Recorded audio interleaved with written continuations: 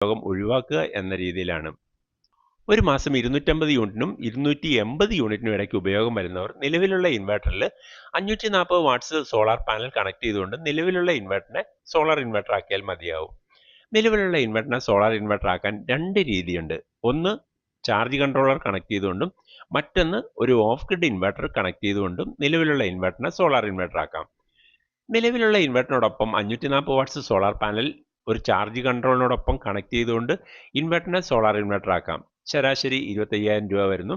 ഈ സിസ്റ്റത്തിന് ചില മാസങ്ങളിൽ KSEBിൽ നിന്ന് ബാറ്ററി ചാർജ് ചെയ്യാനുള്ള സാധ്യതയുണ്ട്. ഒരു മാസത്തേക്ക് ശരാശരി 30-40 യൂണിറ്റ് വരെ ലഭിക്കുന്നു. രണ്ടാമത്തെ രീതിയിൽ നിലവിലുള്ള ഇൻവെർട്ടർ മാറ്റിക്കൊണ്ട് പകരം ഒരു സോളാർ ഇൻവെർട്ടർ സ്ഥാപിക്കുക.